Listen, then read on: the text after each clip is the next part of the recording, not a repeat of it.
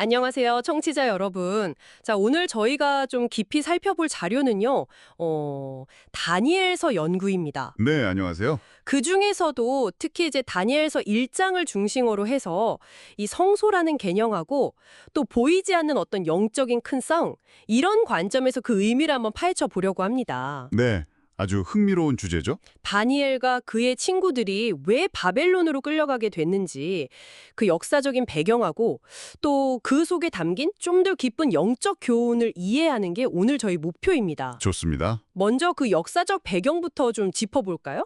다니엘서 1장 1절에 보면 유다 왕 여호야김이 다스린 지 3년이 되는 해에 바벨론 왕 느부갓네살이 예루살렘에 이르러 성을 애워쌌더니 이렇게 기록되어 있잖아요. 네, 그게 이제 기원전 605년의 일입니다. 바벨론의 1차 침공이었죠. 이때 다니엘이란 그 세 친구들이 포로로 잡혀가게 되고요. 아, 이때 잡혀가는군요. 1차 때. 네, 그리고 이후에 기원전 597년에 2차 침공이 또 있었어요. 그때는 이제 여호야김 왕하고 에스겔 선지자 같은 분들이 잡혀갔고, 아하. 마지막으로 기원전 586년에 3차 침공 때 이때 이제 예루살렘 성전하고 성벽이 완전히 파괴되고 정말 수많은 사람들이 포로로 끌려가게 됩니다.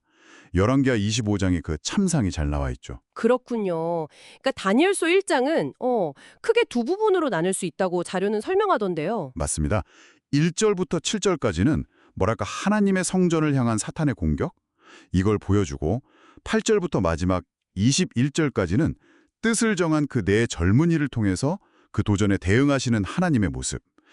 이렇게 볼 수 있습니다. 성소라는 관점이 이 장을 이해하는 데 아주 중요하다고 자료는 강조하고 있어요. 성소를 향한 사탄의 공격이라 좀 더 자세히 설명해 주시겠어요? 다니엘서 1장 2절을 보니까 주께서 유다 왕 여호야김과 하나님의 전 그릇 얼마를 그의 손에 넘기심에 그가 그것을 가지고 신할 땅 자기 신들의 신전에 가져다가 그 신들의 보물 창고에 두었더라. 이렇게 되어 있거든요.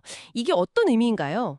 네, 이게 단순히 그냥 군사적으로 패배했다, 뭐 전리품을 챙겼다 이런 걸 넘어서는 의미가 있는 거죠. 고대 사회에서는 전쟁을 신들의 대리전처럼 여겼거든요. 아, 신들의 싸움으로요? 그렇죠.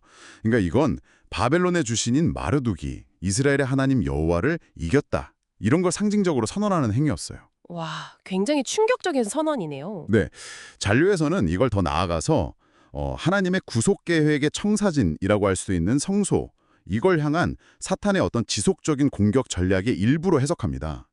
창세기 3장 15절에 예언된 그 구속 계획이 성소 제도 안에 담겨 있기 때문에 사탄은 필사적으로 이걸 해방하려고 한다는 거죠. 아, 그래서 성소를 공격하는 거군요. 네, 뭐 예를 들면 가인과 아벨의 제사 이야기나 이스라엘 백성들이 계속 우상 숭배했던 것들, 이런 것들도 다 같은 맥락으로 볼 수 있다는 거예요. 근데 진짜 흥미로운 점이 있어요.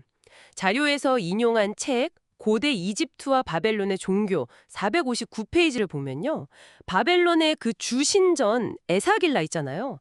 그게 솔로몬 성전이랑 구조가 엄청 비슷했다는 거예요. 아, 맞아요. 저도 그 부분 봤는데 깜짝 놀랐어요. 두 개의 뜰이나 뭐 제사장방, 성소, 지성소 이런 구조는 물론이고 그 안에 있는 기구들 있잖아요. 두 제단, 시은좌, 진설병 상 이런 것까지 아주 유사했다는 거죠. 정말 그렇죠. 이건 뭐 사탄이 하나님의 계획을 아주 교묘하게 모방하고 또 왜곡하려고 있다. 이렇게밖에 해석이 안 되는 거죠. 와, 정말 놀랍네요. 그런데 공격이 여기서 그치지 않았다고요? 네, 사탄은 그렇게 물질적인 성전만 공격한 게 아니에요. 살아있는 성전이라고 할 수 있는 하나님의 백성들. 고린도전서 3장 16절 말씀처럼요. 이 사람들 자체도 공격 목표로 삼은 거죠. 아, 사람들까지요. 네, 그들을 포로로 잡아감으로써 하나님에 대한 지식, 그들의 정체성을 아예 없애버리려고 한 겁니다. 자료를 보니까 그 방법이 크게 네 가지로 나오더라고요. 다니엘서 1장 3절부터 7절에 나오는 내용인데요. 네, 그렇죠. 정리해보면 첫째는 환경을 바꾸는 거죠. 왕족이나 귀족 중에서 똑똑하고 외모가 준수한 소년들을 왕궁으로 데려가 버렸어요. 완전히 달 세상에 던져 넣은 거죠. 네, 환경 바꾸기. 그리고 두 번째는 교육이죠. 갈대아 사람들의 학문과 언어를 가르쳤어요. 생각 자체를 바꾸려는 시도죠. 그들의 세계관을 심으려고 한 겁니다. 생각까지 바꾸려고. 세 번째는 뭔가요? 식생활입니다. 왕이 먹는 아주 좋은 음식과 포도주를 제공했어요. 이건 단순한 음식이 아니라 어떤 문화적인 동화 압력이자 유혹인 거죠. 네 번째는 정말 결정적인 것 같아요. 이름 바꾸기. 맞아요. 이게 참 의미심장한데 하나님 중심의 히브리식 이름을 바벨론 우상에 섬기는 그런 식의 이름으로 다 바꿔버렸어요.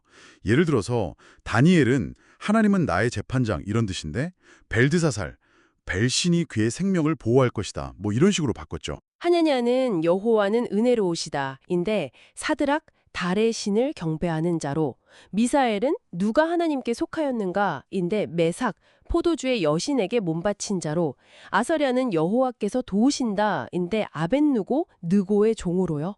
와, 이름에 담긴 신앙 고백 자체를 완전히 쥐어뽑아드리려는 거네요. 그렇죠. 정체성의 근간을 흔드는 아주 강력한 방법이죠. 이런 동화 압력에다가 아까 말했듯이 왕궁 생활이라는 편안함과 풍족함이라는 유혹까지 더해졌으니 에스겔 16장 49절에서도 소돔의 죄악으로 교만함과 식물의 풍족함과 태평함을 지적하잖아요. 네, 맞아요. 이런 상황에서 과연 이 어린 소년들이 당시 나이가 한 18세쯤 됐을 거라고 추정하는데 이 엄청난 압력을 이겨낼 수 있었을까요? 정말 쉽지 않았을 텐데요. 바로 그 지점에서 다니엘의 결단이 나오는 거죠. 다니엘서 1장 8절. 다니엘은 뜻을 정하여 왕의 음식과 그가 마시는 포도주로 자기를 더럽히지 아니하리라 하고. 네, 이 뜻을 정하여라는 표현이 중요해요. 히브리 원어로는 와야셈, 다니엘 알리보. 직역하면 다니엘이 그의 마음에 두었다는 뜻이거든요. 아, 마음에 두었다. 네, 마음, 그러니까 어떻게 보면 우리 내면의 성전이죠. 그 성전을 세상의 더러운 것으로부터 지키고 대신 하나님의 선하신 뜻을 거기에 두기로 굳게 결심했다는 거예요. 크세노폰이나 교회 증언 같은 자료들을 보면 당시 다니엘 나이가 정말 어렸을 거라고 하죠. 약 18세 정도. 와, 18살에 그런 결단을 대단하네요. 근데 그냥 속으로만 결심한 게 아니라 행동으로 옮기잖아요? 그렇죠. 그게 더 대단한 거죠. 다니엘서 1장 12절에 보면 환관장에게 아주 담대한 제안을 합니다. 네, 맞아요. 그 열흘간의 시험. 네. 열흘 동안 자기들한테는 채식, 히브리어로는 핫제로임이라고 하는데 이게 씨앗이나 곡류를 의미해요. 창세기 1장 29절에 하나님이 처음 주셨던 그 식단을 떠올리게 하죠. 그것과 물만 먹게 해달라고 시험을 제안하는 겁니다. 와, 이건 정말 보통 믿음과 용기가 아니면 못할 제안인데요? 정말 그렇죠. 여기서 우리가 한번 생각해 볼 점이 있어요. 청취자 여러분은 하나님의 원칙에 대해서 얼마나 확신하고 계신가요? 이런 상황에서 다니엘처럼 행동할 수 있을까요? 정말 어려운 질문이네요. 결과는 어떻게 됐죠? 결과는 뭐 아시다시피 놀라웠죠. 다니엘서 1장 15절, 17절, 20절을 보면 열흘 후에 보니까 이 네 소년의 얼굴이 왕의 음식을 먹은 다른 소년들보다 더 아름답고 윤택해 보였다고요. 와, 그리고 하나님께서 그들에게 학문과 지혜를 더해주셔서 나중에 왕 앞에서 시험을 봤을 때 왕국의 모든 박수나 술객보다 10배나 더 뛰어났다는 것이 증명되죠. 이야, 믿음의 선택이 실제적인 결과로, 그것도 아주 뛰어난 결과로 나타났네요. 어찌 보면 채식과 물이라는 건강 원칙의 중요성도 보여주는 것 같고요. 네, 맞습니다. 오늘 우리가 살펴본 이 다니엘서 1장은요. 겉으로 보기에는 명백한 패배고 사탄의 공격이 거세게 몰아치는 그런 절망적인 상황 속에서도 이 마음의 성전에 하나님의 뜻을 굳게 두기로 선택한 이들을 통해서 하나님께서 어떻게 일하시는지 이걸 보여주는 정말 중요한 사례라고 할 수 있습니다. 무너진 성전 앞에서도 이 살아있는 성전인 우리가 어떤 선택을 하느냐가 중요하다는 메시지네요. 바로 그거죠. 청취자 여러분께 마지막으로 질문을 하나 던지고 싶습니다. 오늘 여러분의 마음의 성전에는 무엇을 모시고 있습니까? 사탄의 유혹과 세상의 압력 대신에 다니엘처럼 하나님의 선한 뜻을 마음에 두기로 결심해보는 것은 어떨까요? 참 중요한 질문입니다. 네, 이 다니엘서 이야기는 저희가 다음 말씀 토크 시간에 더 자세히 이어서 나눠보도록 하겠습니다. 오늘 함께해 주셔서 감사합니다. 네, 감사합니다.